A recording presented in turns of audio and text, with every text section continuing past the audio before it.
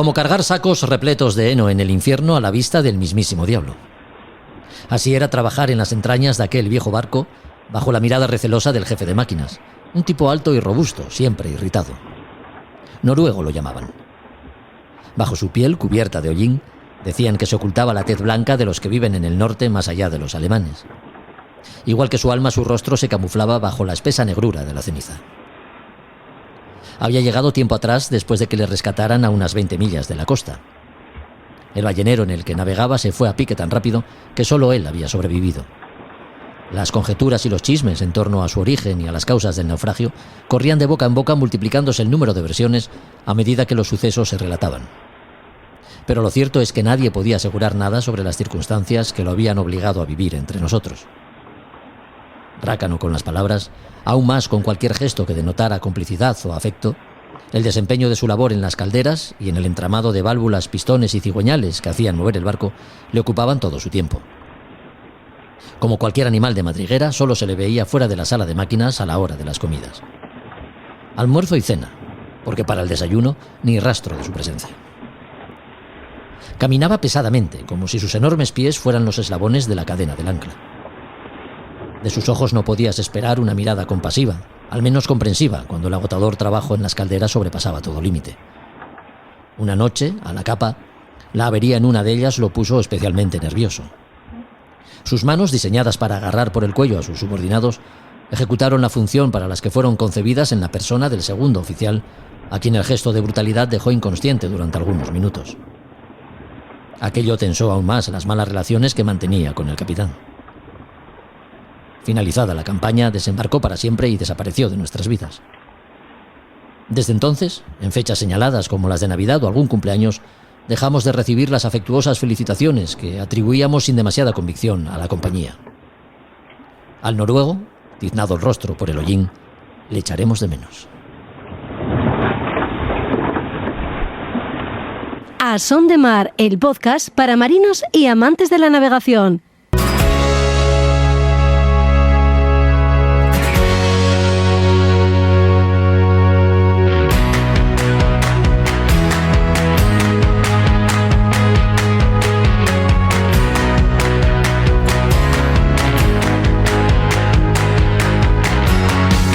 Hola a todos, ¿qué tal? Bienvenidos a otro podcast de A Son de Mar.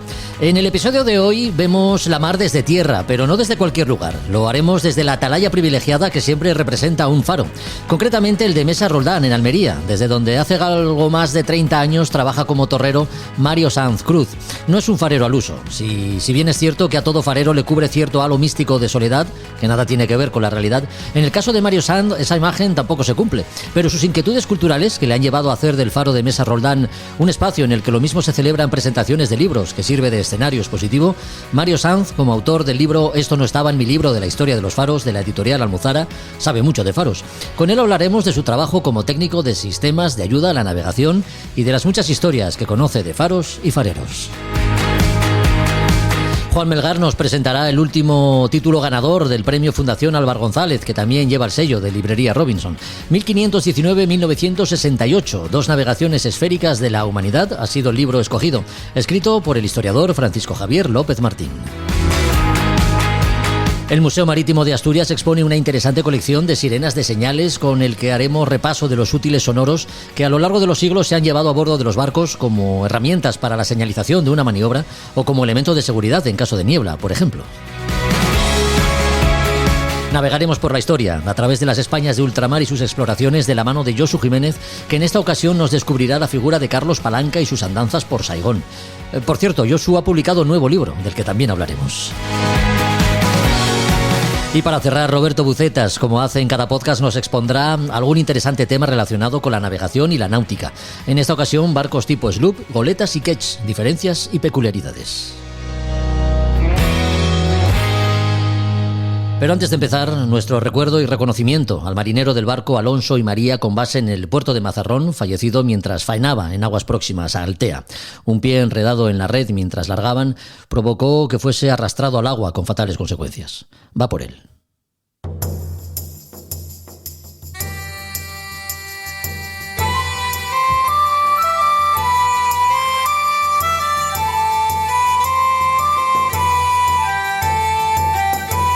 Ubicado en el Parque Natural de Cabo de Gata, en la provincia de Almería, el faro de Mesa Roldán sigue proyectando su luz sobre el Mediterráneo.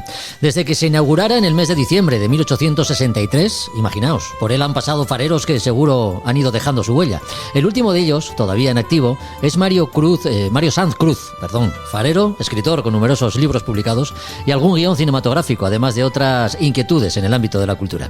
Con él hablamos de su vida como farero, de la vida del farero de entonces, en aquellos faros tan solitarios, muchas veces hostiles, y de historias siempre vinculadas a la navegación, entre las que no faltan naufragios, abordajes y las mejores de todas, los barcos que llegan a puerto con marineros que se reúnen con los suyos, gracias en ocasiones a que la cuidada luz del faro los guía.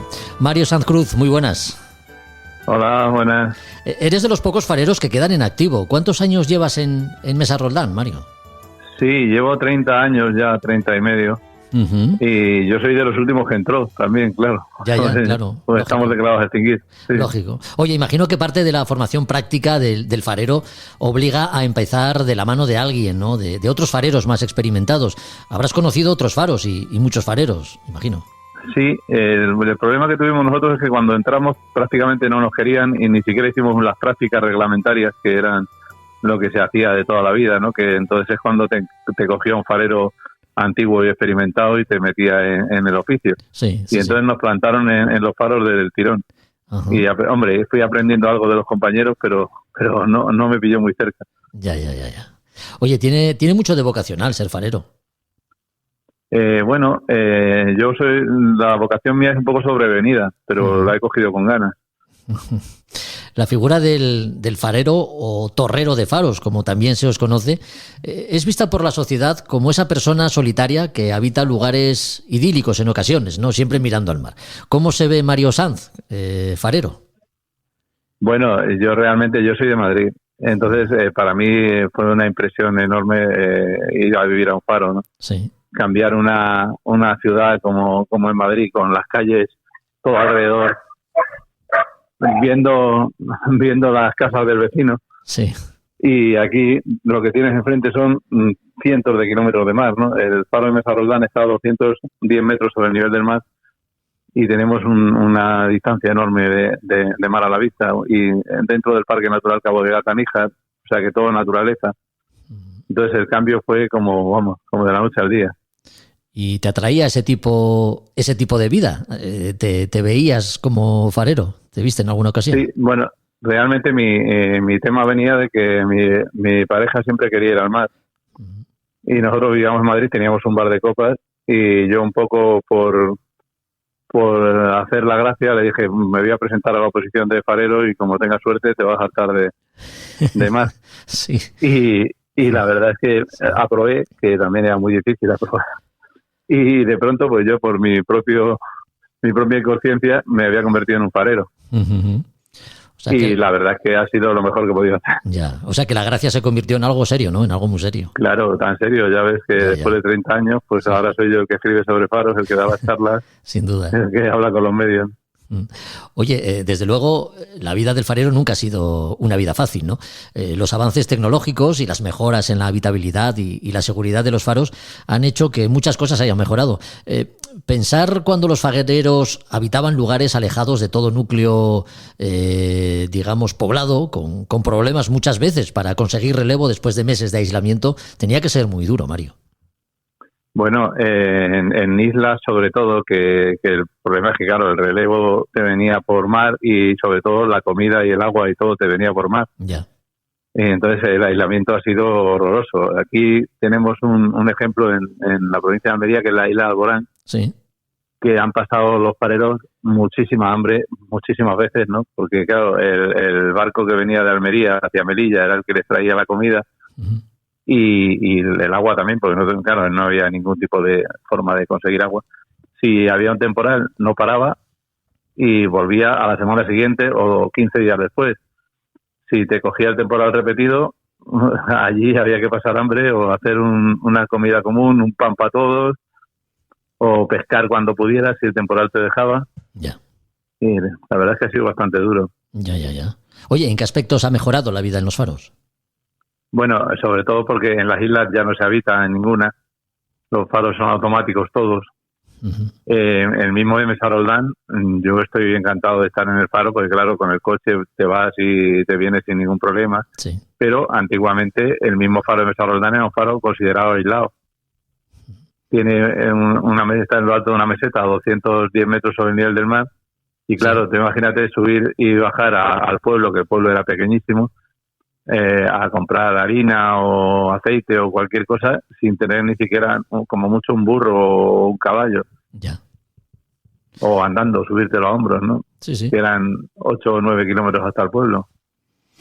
Mira, en uno de nuestros primeros podcasts hablamos con José Luis García, el último farero que tuvimos aquí en Cabo Peñas, y nos comentaba, precisamente hablando de este asunto, de lo aislado que a veces estaban los faros, que claro, el farero tenía que estar 24 horas, los 365 días del año, pendiente de que todo funcionase, ¿no? De que todo funcionase correctamente.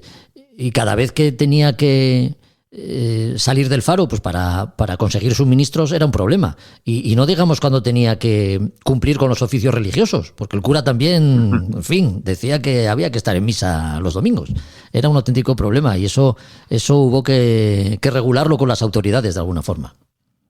Aquí en Mesa Roldán han hecho misas algunas veces que les ha venido el cura, se ve que ya perdían muchos domingos y ya el cura hizo misa en el faro. Claro, claro. Pero vamos, el problema era que había que estar medianoche cada uno de los dos fareros que solía haber en los faros. Sí. Medianoche cada uno, porque era una llama que se podía apagar, había que encenderla a su hora y había que ver que no se crease un incendio. Entonces no podías abandonar el faro ninguna noche. Sí tenías, normalmente uno estaba de guardia un día y otro al día siguiente. Entonces el día que te pillaba fuera de guardia podías bajar al pueblo al correo o a comprar lo que fuera. O sea que no es que estuviera muy libre, pero por lo menos tenías un día sí y otro no para poder moverte a hacer algunas cosas. Claro, porque además estamos hablando de tiempos en los que los faros efectivamente no estaban electrificados todavía, es decir, que la luz era llama, era fuego. No, era fuego y el giro de las ópticas se hacía con un peso que había que subir con una manivela y luego caía como los relojes de cuco. Entonces, claro, cada cierto tiempo había que darle cuerda porque llegaba abajo de la torre, sonaba un timbre y tenía que ir el farero a darle otra vez a la manivela. Ya, hay que ver. Oye, tampoco, bueno, no era, digamos que la convivencia en circunstancias tan penosas, ¿no? Tampoco era fácil. Y no es difícil que acabase en conflicto, a veces muy violentos. Sí, claro. El problema es que siempre se habla de la soledad del farero y eso es mentira. Eso no ha existido nunca. Ya. O sea, nunca ha habido un farero solo, sin nadie, en un faro. Normalmente eran 2 o 3 fareros con la familia. Menos en sitios de roca que estaban los fareros solos, pero ellos siempre 2 o 3. Y el problema es ese, la convivencia en aislamiento, en sitios complicados, trabajos complicados, 24 horas juntos ellos, juntas la familia. Entonces aquí en Mesa Roldán ha habido de todo, ¿no? Ya. Tengo yo en los diarios de servicio escrito bastantes conflictos entre fareros, incluso tiros, claro. En tu libro, esto no estaba en mi libro de historia de los faros, publicado por Almuzara, llegas a contar historias realmente increíbles, ¿no? Una de las que más me impactó, y bueno, sin ninguna intención de hacer spoiler, es la que afectaba a los torreros de Islas Columbretes, ¿no? Infestadas de escorpiones. ¿Cómo se las apañaban para poder convivir con una especie tan hostil como son los escorpiones? Sí, bueno, en las Columbretes tuvieron todo tipo de problemas. Primero, el sitio. El sitio es muy difícil de vivir porque no sé si has visto alguna vez una foto de las Columbretes. Sí, las es conozco, como un cono volcánico medio hundido. Sí. Y el faro está en la cuerda del monte. O sea, no tienen ni orillas buenas, ni playas, ni nada. O sea, que de primeras para vivir ahí ya es complicado. Luego, los escorpiones estaban por todos los sitios. Y ellos, había fareros que metían las patas de las camas dentro de botes con agua o con petróleo para que no subieran los escorpiones a la cama por la noche. Y al final los erradicaron, se llevaron cerdos que se los comían. Es increíble. O sea que los han erradicado tanto que al parecer era una especie endémica de las islas. Sí. Y ahora no queda ninguno, claro. Ya, claro. Bueno, por instinto de protección, ¿no? Básicamente. Claro, ¿no? Es que aquello era horroroso. Claro. Bueno, sí. Eso se sustituyó luego porque también había víboras que dieron el mismo tipo de problemas. bueno, el veneno más potente. Ya. Eso hablando de columbretes, pero entiendo que habrá otros emplazamientos igualmente hostiles en toda la geografía española, ¿no? Sí, bueno, realmente es curioso que los mayores problemas los han dado las islas del Mediterráneo, más que las islas del norte. Ya. Pues la mayor parte de los problemas han venido de columbretes, de Alborán, de las Islas Hormigas, que están frente a Murcia, en Cabo de Palos. Ya. Y la verdad es que parece un mar muy amable, muy cómodo, pero al final, para hacerle pasar mal a los torreros, ha sido un mar complicadillo. Ya, me imagino. Vivir en un faro y trabajar al borde del mar hace que estéis sometidos a veces a situaciones meteorológicas muy adversas, ¿no? Que afectan a la navegación. ¿Cómo se viven esos momentos? Porque imagino que algún temporal con tráfico marítimo te ha tocado, ¿no?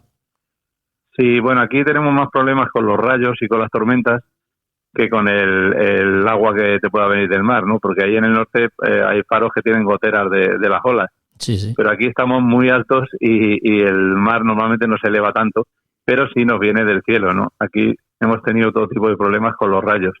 De hecho, en Semana Santa del año pasado me cayó un rayo que me reventó todo el equipo del faro, que hubo que cambiar todo el equipo de giro y gran parte de las lámparas y todo.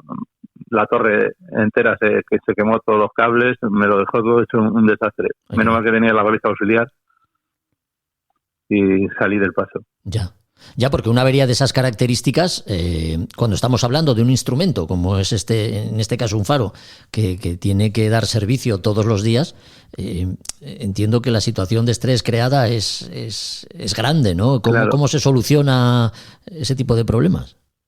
Esa es la suerte que tenemos, es que tenemos balizas auxiliares, que son más pequeñas, son destelladores, que funcionan con baterías. Ya. Entonces, aunque te caiga un rayo y te reviente el faro entero, la auxiliar va a funcionar por lo menos 3 o 4 días con las baterías. Uh-huh. Y por ahí fuimos saliendo del paso, claro. Porque dejar apagado un faro es muy peligroso y muy traumático para un farero. Sí. Oye, en tu trabajo de documentación para el libro que escribiste, recordemos el título, esto no estaba en mi libro de historia de los faros, ¿cuál fue el capítulo que más te gustó escribir, donde la documentación fue más agradable? ¿El de naufragios, problemas en los faros, el factor humano? ¿Cuál fue el que más te atrajo? Bueno, a mí me gusta hablar de la gente. Sí. De la gente. Me gustó mucho la parte de mujeres en los faros, porque han sido muy pocas durante la historia de España, 26 en toda la historia. Y me gustó ver cómo intentaban, de todas las maneras posibles, ser fareras y ellas ponían todo su empeño y el ministerio era totalmente hermético a las mujeres. Ya. Y la verdad es que por ahí saqué una documentación muy buena, ¿no? De las pioneras que intentaron ser fareras y al final no lo consiguieron hasta 1969. Es una historia desconocida, realmente, sí. Porque es un oficio también, que siempre se vincula a los hombres, ¿no? Siempre que se habla de un farero, claro, siempre nos lo imaginamos con gorra de capitán y una pipa. Ese sería... También una cosa que me llamó mucho la atención al buscar documentación sobre faros, sí, es las construcciones de faros en sitios complicados. Porque claro, los fareros nos quejamos del sitio, pero tú llegas con el faro hecho. Ya. O sea, que tienes dónde meterte, pero me imagino siempre a los constructores de los faros en esos mismos sitios cuando tú llegas sin que haya nada. Claro. Ni un sitio donde meterte y tú tienes que ir poniendo las piedras y tienes que ir peleándote con el mar y con los rayos, ¿no? Directamente desde la nada. Bueno, ahí tenemos los faros de la Bretaña, ¿no? De la costa de Normandía, ejemplos como la Juman o Armen, que efectivamente están encima de una peña, con lo cual el sí, trabajo... bueno, eso es... Sí. Armen tardaron un montón de años en construirlo y solo podían trabajar unos pocos meses al año y cuando estaba la marea baja. Ya. Entonces fueron marcando en el fuste de la torre donde iban llegando cada año y claro, eran muy pocas hileras de piedras las que subían cada año, tardaron cerca de 40 años en hacerlo. Sí. Algunos faros, los menos, todavía están habitados, ¿no?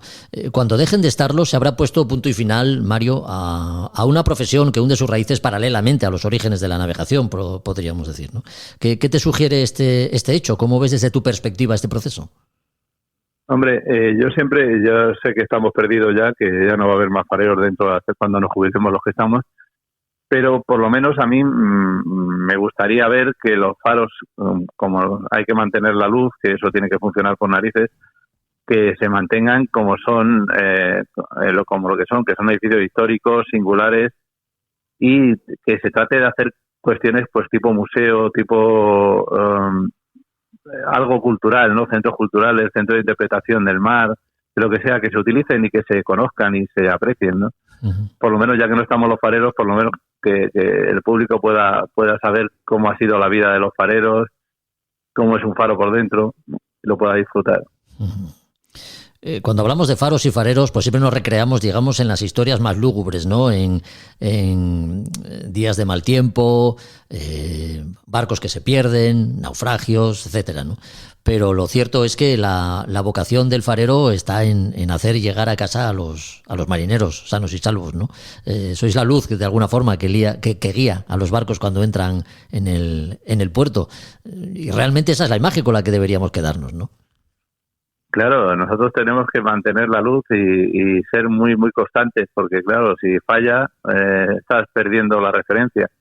Ahora, con tantas tecnologías, no es lo mismo, porque antes no había nada más que faros, pero a mí todo el mundo, todos los capitanes de los barcos y todos los pilotos me dicen que ellos confirman siempre con la luz, y van a seguir confirmando con la luz. O sea que no vale que tú mires el GPS a 20 millas con todo negro alrededor uh-huh. y te diga que estás enfrente del puerto de Almería, pues hasta que no ves algo físico, el corazón no te asegura que estás en un sitio, ¿no? Ya. Oye, ¿el faro de Mesa Roldán permite visitas? Sí, son con cita previa normalmente, porque como sigo siendo el farero, si abro al público no trabajo en todo el día, pero son con citas previas y permite visitas, porque además tengo el museo montado, un pequeño museo qué bien. Que he ido haciendo con estos años, que tengo un poco de todo, sí. Tanto equipos antiguos como arte, coleccionismo y un poquito de todo. O sea que quieres, digamos, predicar con el ejemplo, ¿no? Hacer de claro. los faros un centro de interpretación, porque cuando tú te vayas quede Mesa Roldán como eso, como un centro de interpretación. Esa es la idea, que se quede abierto como museo, claro. Ya. Y de los visitantes que tienes, ¿qué es lo que más les llama la atención a la gente que pasa por Mesa Roldán? Bueno, el sitio es que es muy espectacular de vistas, ¿no? Sí. El faro, la luz del faro está a 222 metros sobre el nivel del mar, que es uno de los faros más altos que hay en toda la península y en todo el Mediterráneo. Entonces, les afecta mucho, claro, si subes a la terraza o al balcón o a la linterna, la visión en 360 grados desde el faro es muy impresionante. Luego a la gente le gusta mucho las curiosidades del museo, ¿no? Porque al final hay un poco de todo y sí. Aunque yo sea ya un poco friki de los faros, pero, sí. pero a la gente le resulta muy curioso. Sí. Bueno, pues faros, construcciones icónicas del paisaje de costa que guían y han guiado a lo largo de los siglos a marinos y navegantes de todas las épocas. Cada vez más tecnificados, todavía en alguno de ellos puede apreciarse el calor humano que solo el farero puede proporcionarles, ¿no? Con uno de los últimos que quedan hemos hablado, con Mario Sanz Cruz. Un placer, Mario. Gracias por la compañía. Un abrazo. Un placer. Destellos para todos. Un abrazo. Adiós. Hasta luego.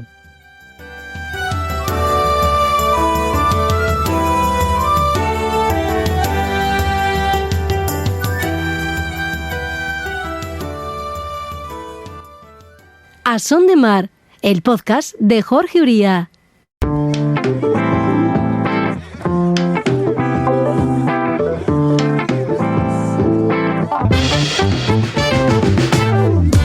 Momento de libros, de escudriñar en las estanterías de Librería Robinson. Bueno, escudriñar, la verdad es que Juan Melgar en cada podcast nos lo da todo mascado, y eso de escudriñar pues sería un mérito que no podemos atribuirnos. Hoy, además de hablar de un libro en concreto, lo vamos a hacer del premio que Librería Robinson apadrina cada año en colaboración con la Fundación Álvar González, y del cual el título de hoy es su merecido ganador. ¿Qué tal, Juan? ¿Cómo estás? Muy buenas. Hola Jorge, muy bien, todo estupendamente, encantado de estar aquí otra vez. Oye, si me permites, barro para casa, porque la Fundación Álvaro González tiene su sede en Gijón. De larga tradición vinculada al mar, la familia Álvaro González pues siempre se ha destacado por su labor filantrópica y por extensión por promover el fomento de las actividades culturales, ¿no? Entre ellas, como recogen sus estatutos además, está el promover el estudio, investigación y desarrollo de temas relacionados con la Marina española. Digamos que dentro de esta categoría se enmarcan los premios que desde Librería Robinson impulsáis ¿desde hace cuánto ya, Juan? Pues mira, este último libro ha sido el ganador de la 6ª edición. Uh-huh. Y ahora mismo está abierta la convocatoria para que la gente presente los trabajos para la 7ª. O sea que el premio está vivo y ya tiene, pues eso, estamos en plena 7ª edición, 7ª convocatoria, de las cuales, pues si no recuerdo mal, yo creo que las 3 últimas ya han sido, porque empezamos en solitario, sí, en colaboración con la Fundación Álvaro González. Qué bien. Ya el premio ya le empezamos a colaborar con ellos. Al premio se le ha dado el nombre a uno de los pilares de la familia y el que impulsó la fundación, que fue Juan Álvaro González. Sí. Un naviero, marino y naviero muy conocido y que dejó un gran nombre también ahí en el Gijón. Uh-huh. Y que fue el impulsor de la fundación y que le interesaban mucho los temas culturales y que sus hijos han seguido. La verdad es que de una manera muy acertada y muy bien guiada y muy bien enfocada desde nuestro punto de vista. Sí, sí. Oye, ¿y los libros que se presentan, los títulos que se presentan a este premio, siempre relacionados con la náutica y la navegación, han de pertenecer a un género concreto? No hay no hay un género concreto. Vamos, el género, como que dice, es que sea historia naval o marítima. Vale. Hay que estar obviamente relacionado con el mar y se trata de un premio de historia. No cabe la ficción. O sea, bien. Las novelas no pueden concursar. Ya. Y vale. O sea, tienen que ser trabajos un poco, pues, ensayo, de investigación. Ya. Y siempre que tengan relación con el mar, claro. Lógico.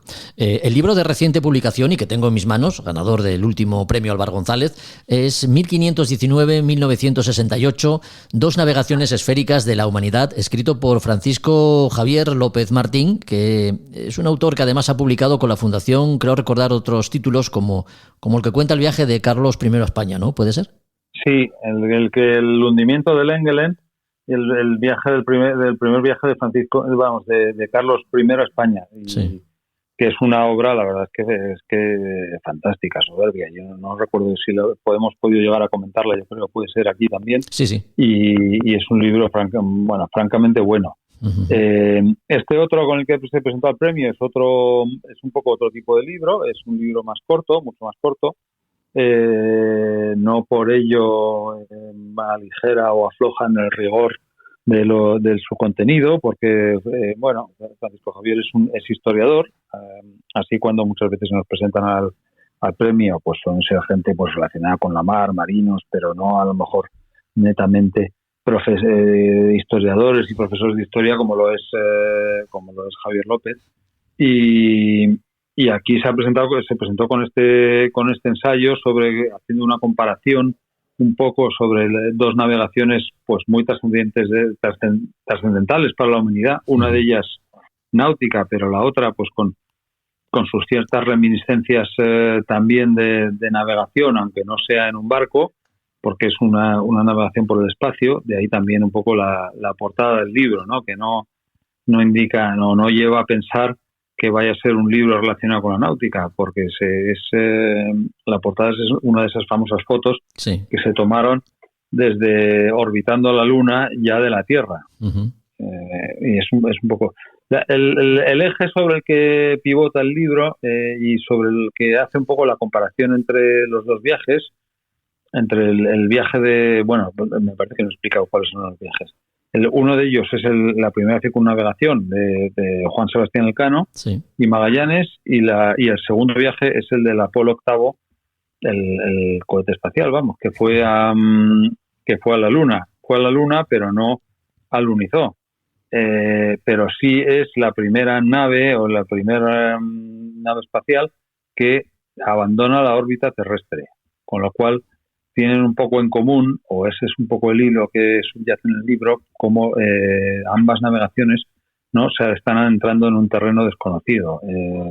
Nunca antes se había separado de la órbita terrestre ningún artefacto, ningún ser humano, hasta el vuelo hasta el viaje del Apolo octavo. Ya, sí. Y lo mismo también cuando Juan Sebastián Elcano y cuando Magallanes embocan el Océano Pacífico, se están adentrando en lo desconocido. No saben qué hay, o sea, saben que obviamente ya empiezan a intuir que se puede llegar a las Indias por otro lado, que ya, pero al fin y al cabo ni saben la distancia del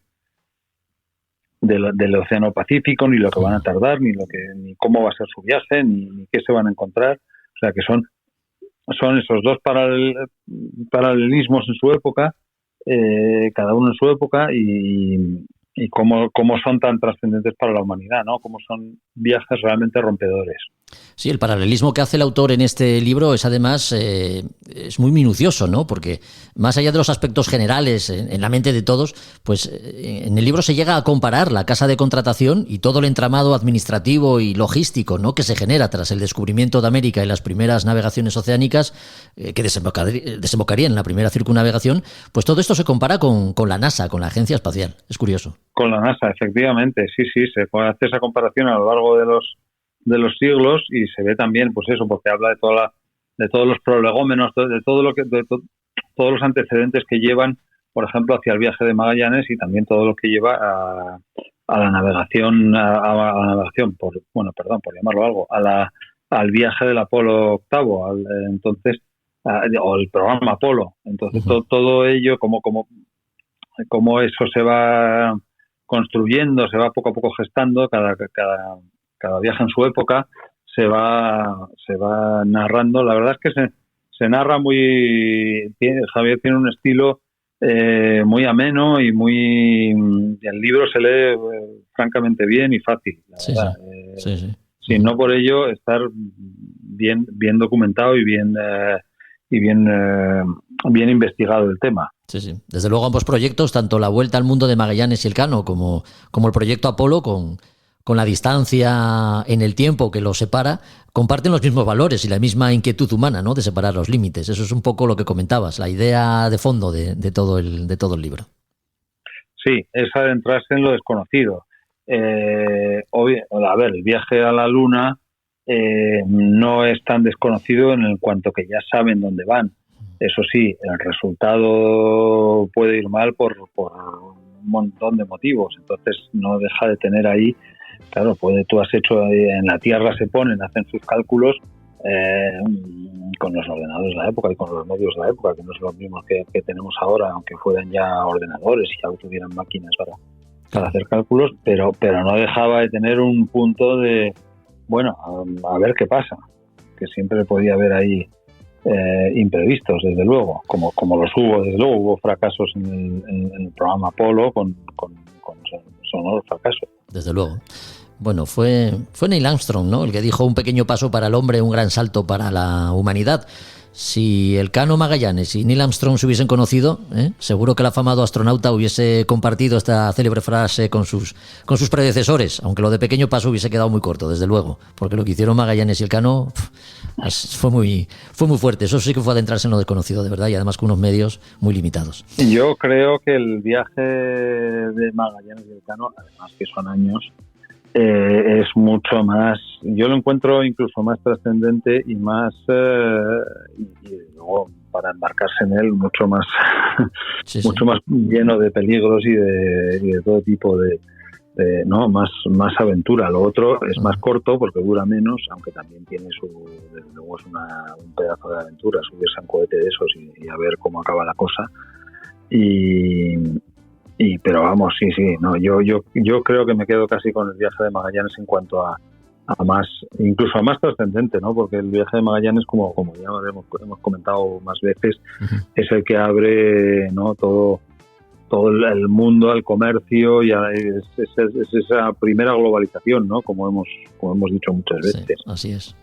Desde luego, es una idea que compartimos. Bueno, Juan, lo vamos a dejar aquí. Yo, si te parece, te emplazamos para el próximo episodio y seguimos hablando de libros, de esos libros que tanto nos gustan, ¿de acuerdo? Estaré encantado de estar con vosotros. Un abrazo. Muchas gracias. Un abrazo. A Son de Mar, el podcast para marinos y amantes de la navegación.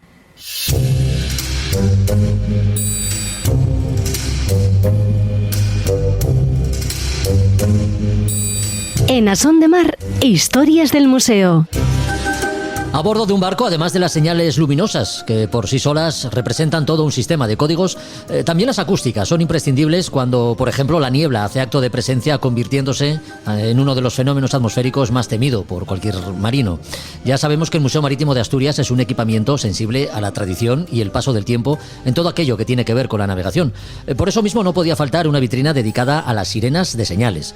Desde el primitivo turullo hasta silbatos de cámara o megáfonos, a través del sonido también podemos saber algo más de cómo ha evolucionado la navegación. José Ramón García, muy buenas. Hola, buenas. Las señales acústicas pueden emplearse en diferentes situaciones, pues como pueden ser determinadas maniobras, una emergencia a bordo o en un escenario de niebla. Su importancia, entiendo, que os ha llevado a tenerlas presentes con un espacio reservado para ellas en el museo. Sí, lo acabamos de estrenar. Precisamente dedicamos una vitrina y recogemos lo que acabas de decir, desde el megáfono manual hasta aparatos impulsados con el pie o con manivela que emiten sonidos. Y naturalmente, más recientemente, los eléctricos, claro. Piezas e instrumentos que funcionan todos. Todos, sí, Hay sí. que ver. Todos. Oye. Realmente funcionan teóricamente, sí. Lo que pasa es que algunos, como el del turullo, Sí. para hacerlo sonar hay que tener pulmones, ¿eh? Sí, ¿eh? Yo no puedo, Ya, por ya, ejemplo. ya. Sí. Sí, sí. Bueno, estamos hablando del Pues sí, hay que turullo. funcionar. Sí, hablamos del turullo, que digamos es el sistema más antiguo de comunicación que mostráis. Explícanos qué es esta pieza Sí. y cómo se empleaba, José Ramón. Sí, realmente es una caracola, concretamente en este caso la que tenemos puesta es un Strombus gigas, que es, en otros casos es lo que se llama turullo, que es más cónico. Entonces, en un extremo, donde va, digamos, el caracol enroscado, en el pico, se corta ese pico y hay que soplar por él, digamos, pedorreando, como la trompeta. Ya. Y hay que hacerlo con fuerza, hay que tener fuerza en los pulmones porque no es fácil arrancar un sonido. Y efectivamente, esto lo llevan las embarcaciones de pesca a bordo, porque era el único medio, en el caso de niebla, de hacerse oír. O a lo mejor emitir alguna señal por llamar la atención de otro barco que estaba pescando ahí a la vista. Pero sí, era. Y aquí tenemos uno concretamente que perteneció al famoso Palo Corona, que yo lo conocí, un paisanilla muy bello. Fue famoso, entre otras cosas, porque había sido uno de los últimos de Filipinas. Y por esa razón, vamos a ver en la prensa y demás, pero también fue el último, no de Filipinas, sino del banco en tener un bote de vela. Un botín de vela que manejaba él solo, con una orza y todo, y te hablo de los años, finales de los años 40, que cuando ya era una reliquia, no lo utilizaba nadie. Bueno, pues el turullo fue el más antiguo, y a partir de ahí, pues con sonido en la boca, pues hay también en los pesqueros una especie de cornetín, que es mucho más liviano, casi se puede llevar en el bolso, que da también una señal muy aguda. Hay otro que emite no la voz, ni siquiera un pitido, sino justo el sonido de sirena, porque tiene un mecanismo muy sencillo, giratorio, y al soplar eso sí que se hace muy fácil. Hasta yo lo hago. Se sopla y sale como una sirena eléctrica, con sonido, por lo tanto, al tener poco esfuerzo, puede ser prolongado. Luego están los que llevan propulsión de aire por medios eléctricos, hablo ya de los años 60 para acá, y eso se emiten en algunos casos sonidos dobles, y como son eléctricos, pueden ser muy largos también. Es una aplicación tanto civil como militar tenemos. Oye, y luego, estos son los, digamos, de la boca, sí. Dime. Digo que en el caso del turullo, un instrumento de origen animal, digamos, porque es una caracola, sabemos que hay que tener potencia en los pulmones y cierta técnica. Pero ¿qué tipo de sonido es el que emitía, José Ramón? ¿Se asemejaba a una bocina, al soplón de un mercante? ¿Qué tipo de sonido da? Sí, más bien un soplón de un mercante. Yo creo que se parecía al pito de vapor de los vapores de pesca, que era con el vapor de agua hacían sonar un pito, o el de una locomotora, una cosa así.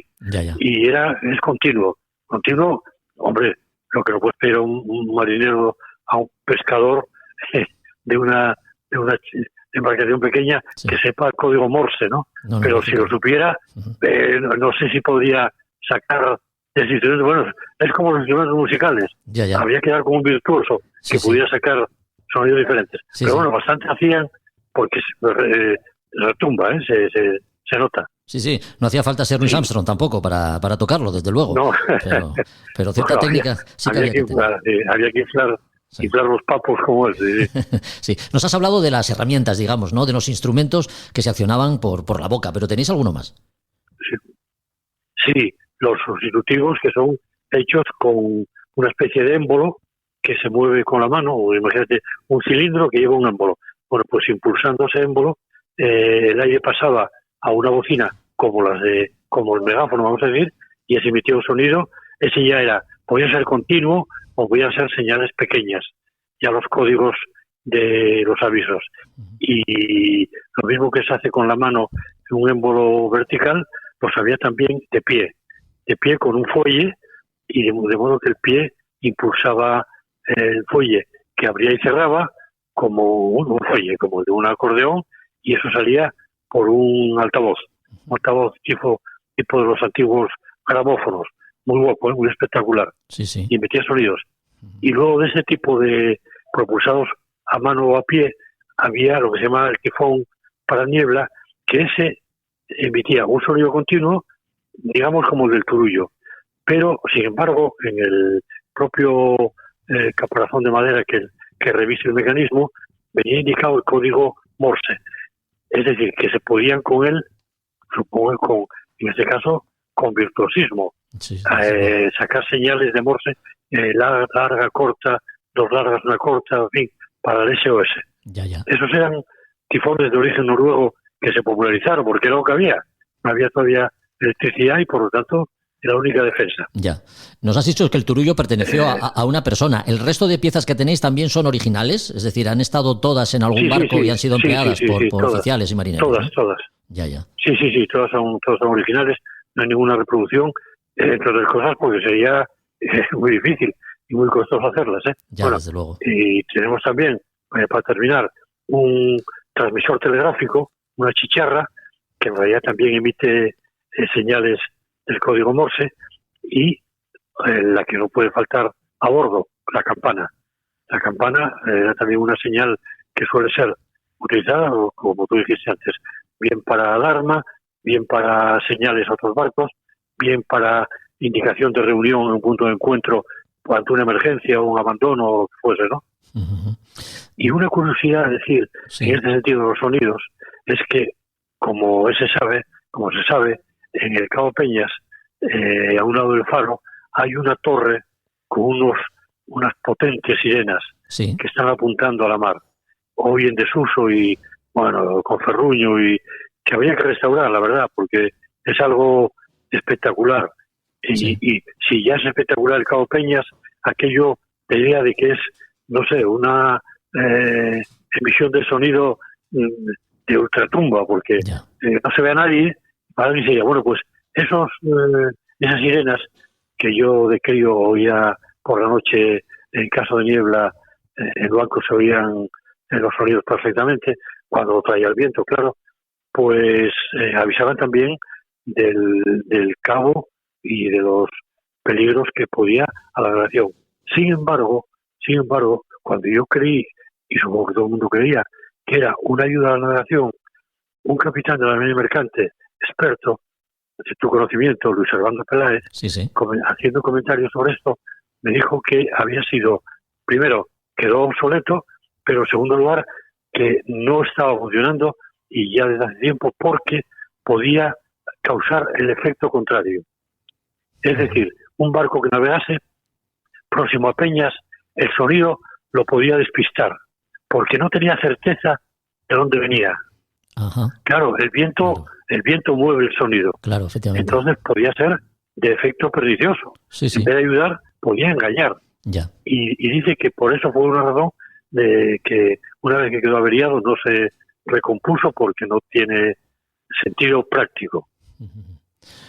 Oye, curioso, ¿no? Sí, nunca lo hubiera imaginado. Muy curioso, desde luego, porque es verdad que es un elemento que entendemos que es para la seguridad, para eso está hecho, y sin embargo, efectivamente, puede jugar al despiste y ser peor, ¿verdad? El resultado de lo que la luz, para lo que está hecho. La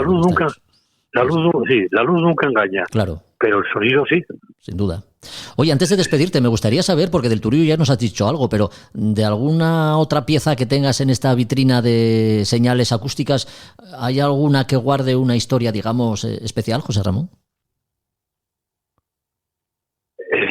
Pues no se me ocurre ninguna. Ya. Todos proceden de donaciones o adquiridas en el mercado de segunda mano. Uh-huh. Y bueno, hay una de las que no hablé que podría tener también, que es un silbato que suena, bueno, se me olvidó efectivamente porque no lo tenemos en esta vitrina, Sí. el silbato de contramaestre, fundamental para dar órdenes, que también eso tiene su mérito, saber soplar y dar esas órdenes, y tiene su mérito en los marineros que las escuchaban y las entendían. Claro. Porque esto era como el silbo de La Gomera, ¿no?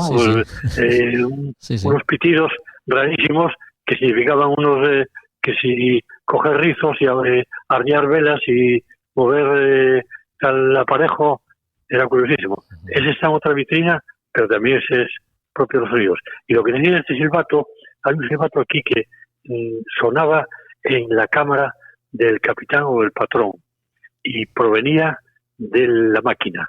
Cuando en máquina querían hacer algún aviso al capitán y podía estar durmiendo, por ejemplo, Sí. pues entonces la forma más rápida era propulsar aire por un silbato que llegaba a la cámara y que el capitán, por lo tanto, oía, y entonces sacaba el silbato del orificio donde estaba y lo que era un sonido de entrada se convertía en un sonido de salida.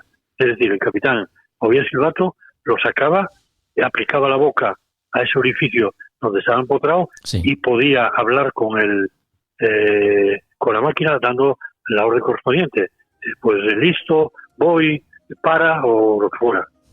Todo un lenguaje, sin duda. Y con eso terminamos. Sin duda. Y con eso terminamos los sonidos. Pues sí. No es poco. Porque realmente, y además, eso dicho, son variaciones, pero luego hay que verlos también, porque son todos diferentes, y como se hacía antes en esos metales nobles, latón y cuero, hay también timbres de alarma. Bueno, es curioso, es vistoso. Sí, para la seguridad de la tripulación y el pasaje, en su caso, para la comunicación de una maniobra o con otros barcos, sin duda los sistemas a bordo que permitan la emisión de señales acústicas siguen siendo, además de necesarios, obligatorios. Por eso hemos echado un vistazo a la vitrina que el Museo Marítimo de Asturias les dedica, y lo hemos hecho con su director, con José Ramón García. Muchas gracias, José Ramón, por la visita y hasta el próximo podcast. ¿Hay de qué? A tu disposición. Un abrazo.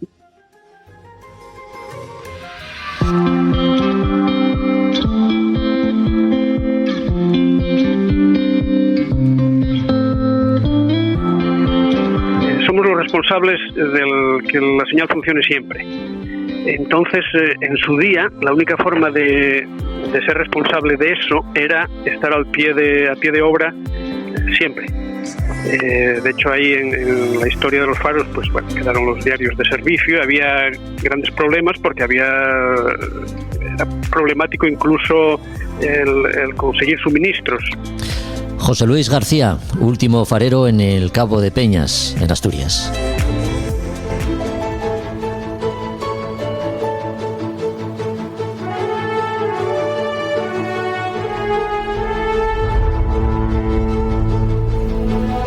Sintonía que nos pone en el contexto de la historia, porque ya sabes que en cada podcast navegamos a través de la historia, a las Españas de ultramar y sus exploraciones. Lo hacemos con Josu Jiménez, que en esta ocasión nos lleva nada más y nada menos que al siglo XIX para conocer la conquista de Saigón, llevada a cabo por Carlos Palanca.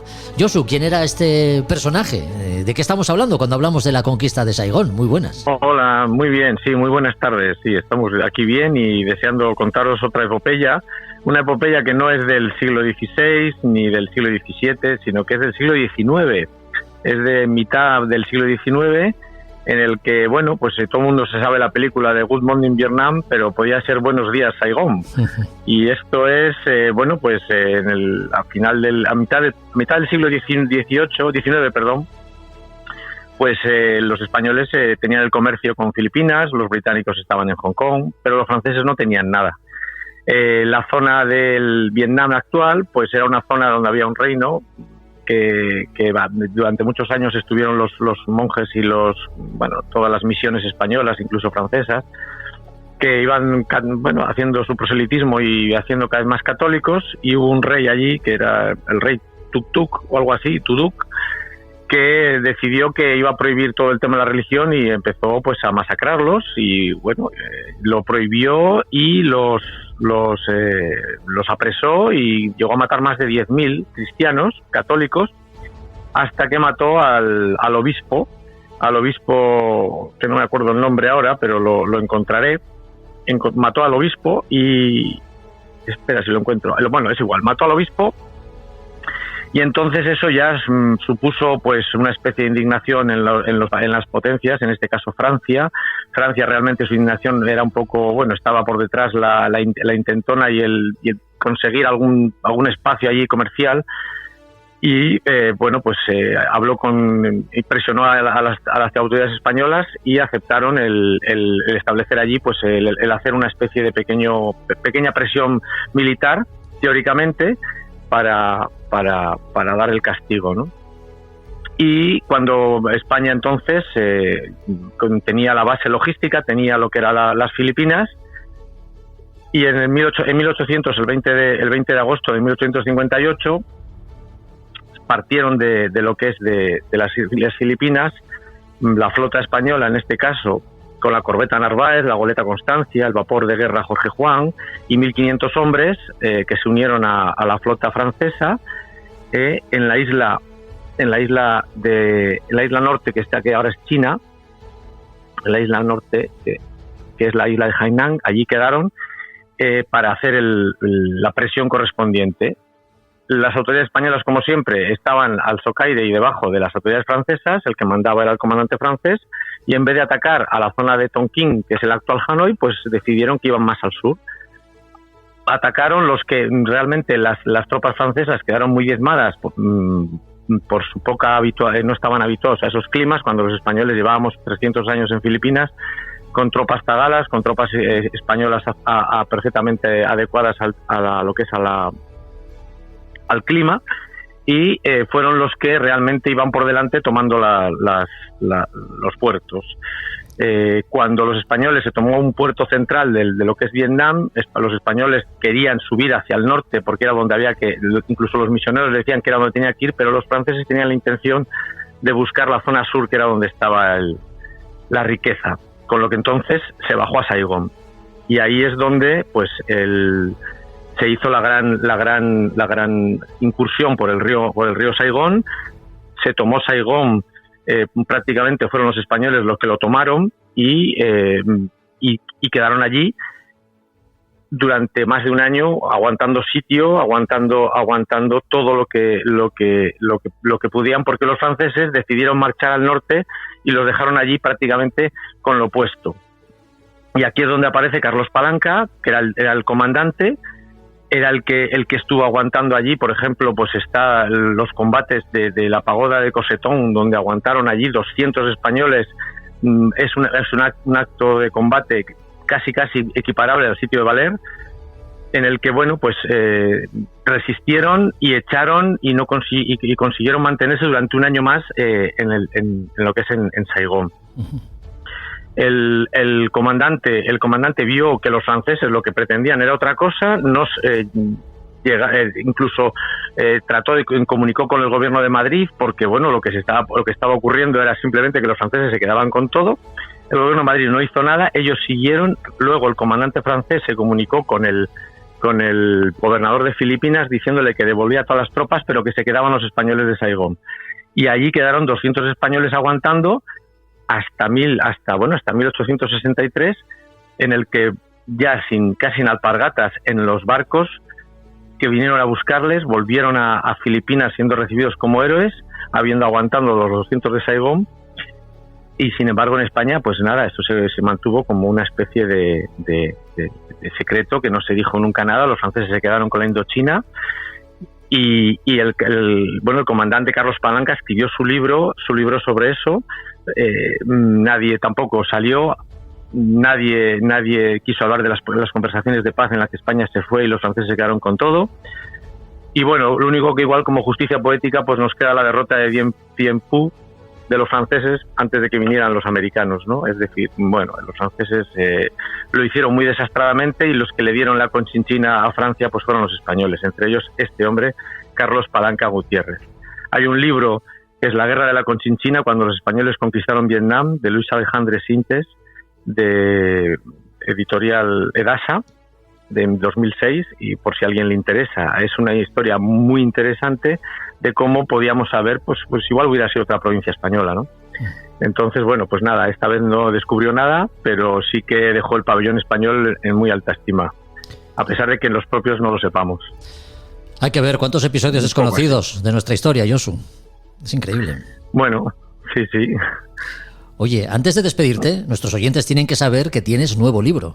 Lleva por título Entre dos mundos, de Alarcos a las Navas. Un libro que, digamos, que está inspirado en la Baja Edad Media.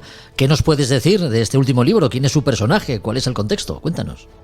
Pues nada, pues su personaje es un caballero que con 16 años empieza una vida, transcurre entre la batalla de Alarcos y quiere acabar en la batalla de las Navas, aunque bueno, no voy a decir si acaba o no.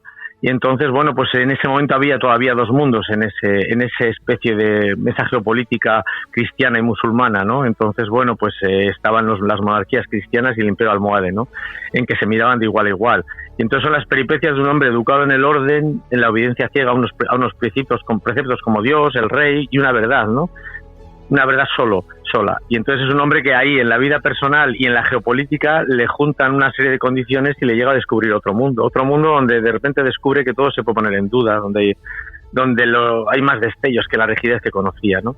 Y entonces, bueno, para mí es como, bueno, pues mostrar a una persona que puede, que con diferentes influencias y con la mente abierta puede encontrar cosas que si no te las ofrecen como esto, ¿no? La luz y el conocimiento, pues seguirá siendo rígido y cerril. En este caso, este hombre pues descubre cosas en una Edad Media, en una violenta como fue ese siglo, que fue de los más violentos de toda la historia.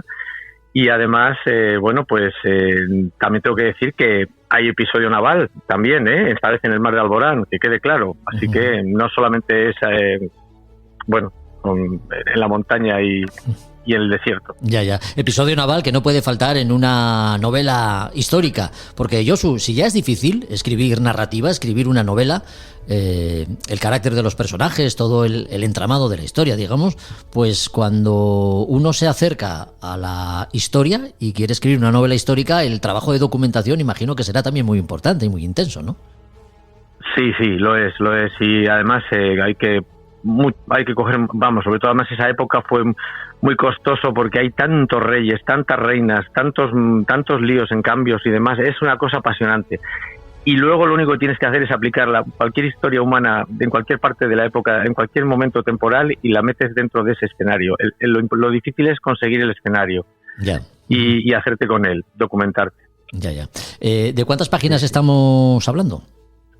De 260. Nada, se lee bien. 260 páginas, que seguro que se leen estupendamente. Quien quiera hacerse con este libro, ¿qué tiene que hacer, Josu? ¿Dónde lo puede adquirir? Pues nada, tiene que ir a Amazon y lo puede coger en el libro electrónico, en el libro en papel, y simplemente pone Entre dos mundos y pone mi nombre, o pone Entre dos mundos, aventuras de un caballero medieval, y ya le va a aparecer. Aventuras de un caballero medieval en Amazon y ya podemos tener en nuestras manos Entre dos mundos, de Alarcos a las Navas, el último libro de Josu Jiménez, la persona con la que siempre buceamos en la historia. Navegamos a través de la historia por la España, o por las Españas de ultramar, mejor dicho, para conocer todas sus exploraciones. Gracias, Josu, te esperamos en el próximo podcast. Un abrazo. Vale, hasta luego.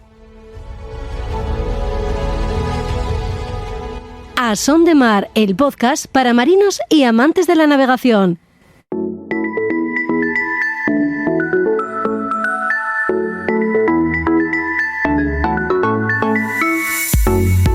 Por regla general, lo más frecuente es ver en nuestros puertos veleros de un solo palo, tipo sloop, pero tampoco es difícil ver barcos de aparejo más complejo, de 2 palos, tipo goleta o ketch.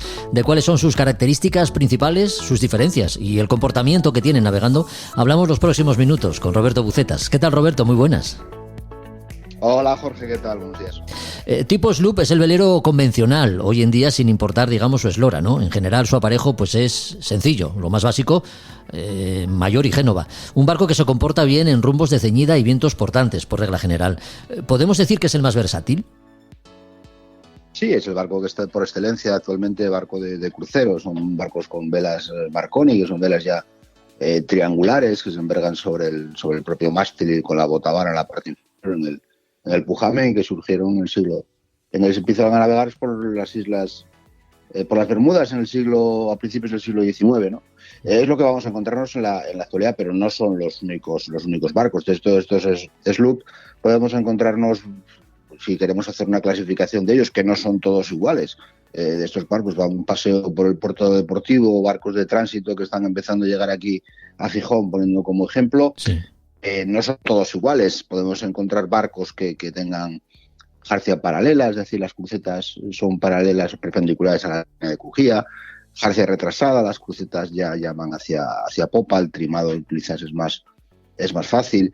Podemos encontrar también dentro de este tipo de barcos también aparejos fraccionados. El stay no sale desde la perilla del mástil, de la parte superior del mástil, sino que sale a una cierta distancia. Así podemos encontrarnos aparejos de 3/4, 7/8, 9/10. Podemos encontrar muchos tipos. O aparejos a tope de palo, que sí que sería los primeros barcos de un solo palo. En los años 70-80 eran casi todos aparejos de tope de palo. Después fueron evolucionando hacia los aparejos fraccionados. Esos son los barcos que podemos encontrarnos en la actualidad. Pero bueno, también podemos encontrarnos barcos de 2 palos. Podemos encontrarnos un ketch, que prácticamente en la actualidad barcos que es nuevos no vamos a encontrarnos. Pero bueno, se veían a finales del siglo XX, encontrabas muchos barcos aparejados en ketch. O que son muy similares, pero con una pequeña diferencia. El ketch, el palo de popa, es un palo más pequeño que el palo mayor, por supuesto, y está siempre por la proa del eje de giro del timón. Ese sería un ketch. El yawl es un barco en el cual el palo de mesana, el palo de popa, es mucho más pequeño y el palo mesana está a popa del eje de giro de la mecha del timón. Son las diferencias que podemos encontrarnos entre un ketch y un yawl. Uh-huh. Podemos tener también goletas. Hablar de una goleta es un barco de palos también, igual que los anteriores, solo que con la característica, podemos decir que es más clásico, más antiguo que los anteriores. El palo de popa es mayor que el palo de proa. O un schooner. Schooner es un barco de dos palos en el cual los 2 palos prácticamente tienen la misma altura. Y después, a partir de ahí ya podemos ver barcos de 3 palos, 4 palos, podemos encontrarnos infinidad. Pero bueno, estaríamos hablando de barcos muy, muy, muy clásicos. Prácticamente en la actualidad quedan ceñidos a barcos, escuelas de las armadas de determinados países. Sí, porque hablando de navegación, digamos, recreativa, estaríamos manejando estos 3 tipos de barco, ¿no? El sloop, el ketch o la goleta. ¿Hay algún tipo de diferencia en el comportamiento de uno y otro? Es decir, de un barco de un solo palo a uno de 2.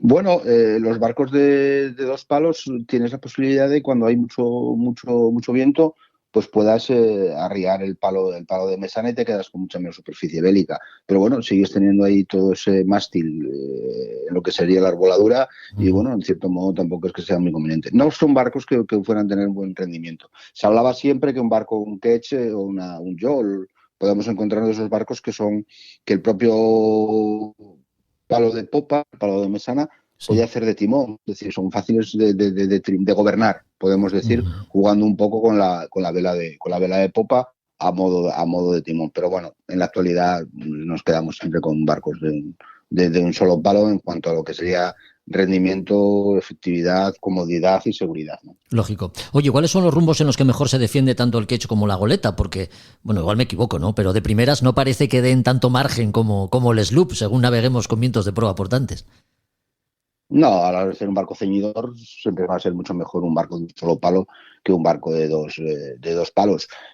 Acuerdo, las primeras vueltas al mundo, Wilbret, había aquellos barcos, el Merit, me viene a la memoria, que eran barcos que estaban aparejados en ketch.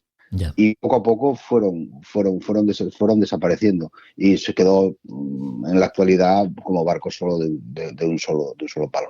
Claro, sí, porque cuando hablamos en este caso de un sloop, cuando hablamos de las velas de proa, no estamos hablando única y exclusivamente de Génova, ¿no? Porque hay otras muchas combinaciones. ¿Cuáles pueden ser estas, Roberto? Sí, podemos hablar de, incluso con barcos clásicos, hablábamos siempre de un sloop o un cutter, un barco que puede montar varias velas en proa, y seguiríamos hablando de barcos clásicos, aunque los barcos de crucero actuales ya empiezan a montar que en función de determinados rumbos montas el Génova, pero puedes montar una trinqueta. Un cutter era un barco que montaba varias velas en proa, Génova, trinqueta, 2 o incluso hasta tres velas, ¿no? En la actualidad también se siguen utilizando, tanto con barcos trabajando de portantes, puedes montar el spinnaker, puedes montar un genaker e incluso puedes montar una trinqueta. Te va a dar un poco más de rendimiento en cuanto a la superficie bélica que estás montando, lo estás aumentando. Oye, ¿y doble aparejo, doble trabajo? Quiero decir, el correcto trimado en el caso de los barcos de dos palos, sin entrar a valorar otras opciones más complejas, ¿no? ¿Es especialmente complicado? Sí. ¿Requiere de conocimientos añadidos? Bueno, tienes más velas, tienes que tener más tripulantes a bordo para que manejen y trimen esas velas, es lógico. Y sí, por supuesto, vas a ser barcos un poco más complejos que un barco que tenga solo una sola vela de proa y una vela mayor. Simplemente tienes que jugar un poco con la interacción de las velas de proa y jugar con el canal entre las dos velas para obtener un rendimiento óptimo. Porque muchas veces, si tienes un mal trimado de las dos velas, en lugar de obtener ese plus de velocidad que te puede dar una trinqueta, al final estás consiguiendo todo lo contrario. Si no estás haciendo un correcto trimado, ese barco puede perder incluso velocidad, ¿no? Claro. ¿Y existe la misma variedad en los barcos de dos palos cuando hablamos de las velas de proa que las que hemos mencionado con el sloop? ¿O quizás estemos un poco más constreñidos en ese aspecto? No. Puedes tener un barco que tenga un ketch y que en velas de proa puedas montar un Génova y una trinqueta, o puedas meter SPI o SPI entre palos. Estás hablando de un ketch de regata, de competición. Sí, puedes meter varias velas en la proa. Bueno, cada vez va a ser más velas, lo que comentábamos, ¿no? Pues más tripulantes, más manejo de velas, más trimado y más rendimiento puedes obtener, o lo que comentábamos hace un momento. Puede ser que un defectuoso trimado puedas incluso empeorar el rendimiento del propio barco. Bueno, pues un barco a vela navegando, para quienes nos gusta esto, es una estampa especialmente bonita de ver, ¿no? Y cuando se trata de un velero con dos palos, la verdad es que la sensación es doblemente agradable, si encima todo va en su sitio. De eso hemos hablado, de diferentes tipos de aparejo, por lo menos los más comunes, los que vemos en los puertos habitualmente, desde el sloop, que lógicamente es el más numeroso que hay en nuestros puertos, hasta un ketch o goleta, que también podemos ver, claro que sí. Lo hemos hecho con Roberto Bucetas una vez más, a quien agradecemos que haya estado con nosotros y emplazamos al próximo podcast, si te parece, Roberto. Por supuesto, estamos en contacto para lo que queráis. Gracias, un abrazo. Un fuerte abrazo.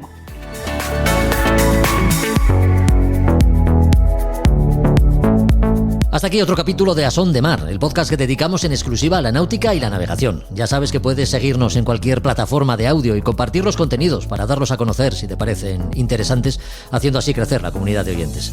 Gracias por ello y por seguir ahí. Hasta dentro de 15 días. Hasta entonces, adiós.